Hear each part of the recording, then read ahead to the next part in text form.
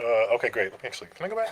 Great. Okay, so I, like many academics, I have a lot to say and not enough time to say it in. So people tell me I talk fast. If you don't understand anything, we'll try to get to it in Q&A. So let's get started.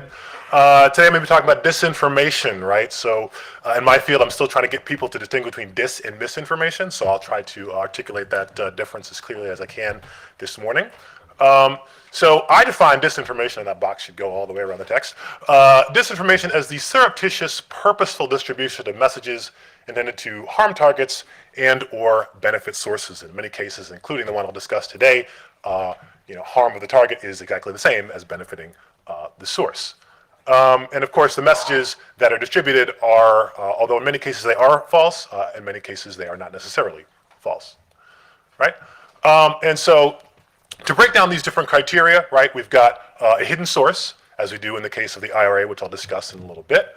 The source has to have knowledge of the message's purpose, right? So that's what differentiates disinformation from misinformation. When you know that what you're distributing has some nefarious purpose or is false, then it's disinformation. When you don't know, that is misinformation. There has to be an intention to harm targets. In other words, this just can't be, oh, well, I'm distributing something that's false that may or may not have a given effect. There's a very distinct intention that goes along with that. And of course, in many cases, there is also in most cases, there's an intention to benefit source, and in the case I'll discuss, of course, the harming target and benefiting the source is kind of the same thing. All right, so in the study of disinformation, there are sort of three major questions, and I believe that the scholarly study of this is at very early stages, and so we have three questions that we really need to know at the beginning of any analysis of disinformation. Firstly, who is being targeted? Secondly, what's being said, which gets at the essence of what digital disinformation actually is, or disinformation more generally. And then thirdly, in this case, which identities and tactics are the most successful?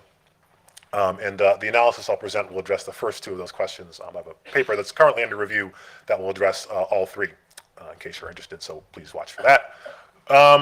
So how many people in here know who the IRA is? People know? Okay, great. People did a good job of explaining who the IRA is, so I can sort of breeze through this slide. So Twitter claims, I'm going to start right in the middle. Twitter claims that it's identified almost 4,000 IRA accounts as of January 18th of this year. It sent out a note at the very end of last year in which it contacted, end of last year, beginning of this year, where they contacted almost 700,000 users who interacted with IRA content. Now, an interaction as defined by Twitter includes engagements, quote unquote, that's clicking on something or replying to somebody, not views. And so the actual number of people who saw IRA content is likely much, much higher. And they flagged at least 175,000, almost 176,000 tweets that were posted, I believe, within the 6 weeks, previous to the election. The total number is much higher than that. But this is sort of a baseline amount of content that Twitter acknowledged at the end of last year / the beginning of this one. And so fast forward to February 14th rather, of this year, when NBC News of all sources released 200,000 Russian troll tweets, which I analyzed in this analysis.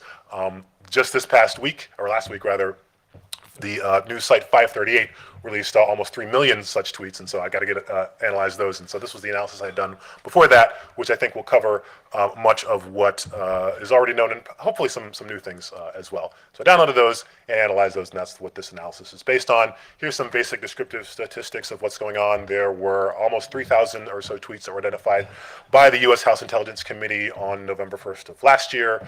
The data set that I downloaded and constructed not only the NBC News tweets, but also some from the Internet Archive, included 439 tweets, which is about 16% of those. Let's see, there were just over 200,000 tweets in the NBC data set, almost a little over 7,000 in the Internet Archive data set, and pulling out all the Russian language ones, of which there were a few, there were just south of 200,000 of those tweets, which spanned between July 14th and July 2014 and September 2017. So let me get into, I'm just going to really quickly talk about the methods. I can get into this in greater detail during Q&A if anybody's really interested. I did some content analysis, a little bit of qualitative elaboration to figure out who they targeted, a little bit of computational descriptive, and some topic modeling to figure out what they said. And in terms of what worked, which I'm not going to talk about because I don't have time, I did some nested regression to figure that out. So this is a graph of IRA activity by month. This echoes what Renee said in the last session, that activity spiked during the 2016 rather election. You can see that it goes up right in the middle of 2016, but really sort of continues a pretty big spike after the election, and only really dies down, at least as far as the data that I looked at, toward the end of, or toward the middle and second half of 2017. So you do see this continuing sort of slope of activity after the 2016 election. So I find this particular graph interesting because it shows account creation dates over time. And what you'll notice, if you can see those dates at the bottom there, is that a lot of the accounts were created many years prior to the 2016 election, right? So, Vladimir Putin didn't like roll out of bed in the middle of 2016 and say, wow, we should really hijack the 2016 election. This is years in the making, right? So they've had these accounts that are sort of sitting out there just waiting to be activated when an apt purpose was found, which of course it was in the 2016 election. So these are some user categories that they targeted. If you've read the 538 article that came out last week where they sort of categorize and they look at some of the different categories, this is sort of similar, overlaps a little bit, but is also kind of different. The big red line is at the left is pro-Trump Republicans. There are also a number of anti-Trump liberals. That's the blue one to the right of that. There are a bunch that were trying to be local news outlets. That's the gray one. That's third from the left.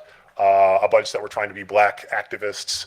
And contrary to reports, there were a few pro-Trump folks on the left, a few anti-Trump Republicans. You get a little bit of fake news and folks pretending to be Arabic or from the of the Islamic faith or from the Middle East.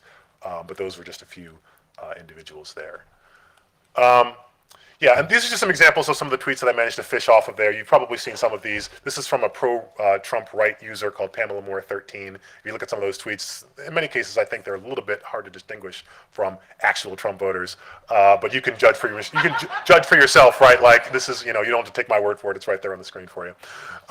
Here's one from the anti-Trump left, and you can see actually the one tweet that I have down there that's sort of anti-Trump is kind of like softballing, I think, but that's just my personal opinion. Then you've got this news outlet. It's kind of online Cleveland, kind of sounds like the sort of thing that you might think was sort of a credible news outlet if you weren't actually from there. And the news articles seem to be things that could be plausible, but again, I'm not really sure what they were going for here because this sort of mimics it in a way that's, I think, kind of faithful. And then, of course, these are the black activists. You can see that this one in particular is heavily anti-police, and so trying to get on the whole Black Lives Matter train, including the sort of, quote unquote, urban use of for FOR. But, so that's one that tries to do that. So these are the top hashtags. You can see top conservatives. Most of these, the red ones, are conservative leanings. You can see top conservatives on Twitter, MAGA, Patriot Journalist Network, Christian conservatives on Twitter. There's one that's sort of, left or right, which is hashtag Trump, which could be used by people who are in favor or people who are against. A few that are sort of maybe journalistic in nature, politics and news. But 7 out of 10 are right-leaning in terms of their prevalence. Here's some topic model categories in terms of what they actually talked about. Election 2016 was by far the top category. Conservative politics specifically, hashtag games, black activists. I do want to show you some examples of these. So this is one of the topics on the left is some of the terms that popped up in the election 2016 topic. Trump, politics, Clinton, Donald, etc. In conservative politics, you can see the right-leaning with those right-leaning hashtags, TCOT, PJNet, Christian conservatives on Twitter, Trump for president, Islam kills, wake up America, etc. So that's one of the major differences there. Here are some that are sort of between black activists, got it all the time. You see some that are sort of generally associated with that topic, and then some that are kind of hashtag games, which illustrates the fact that these folks are really trying to infiltrate things that aren't necessarily political all the time. They're trying to get on what is most popular, what are people going to be paying attention to, but they may not necessarily be political. Let's see, so here are some key findings. They targeted pro-Trump conservatives, anti-Trump liberals, black activists, local news consumers, not Hillary supporters, as we've also heard. What did they say? They were talking about election 2016, pro-Trump, pro-Bernie, anti-Hillary, black issues, pop culture in the Middle East. What worked? Users that have been created more recently were more effective, covering black issues and conservative content. Here's some broader implications. They didn't cover all bases equally. They see blacks and conservatives as prime target. They aim not only to sow chaos, but also to push certain political agendas to the exclusion of others. And finally, much of the content is totally innocuous and even fun. Maybe they're just trying to gain America's trust for their ultimate nefarious purposes. And there it is. All right.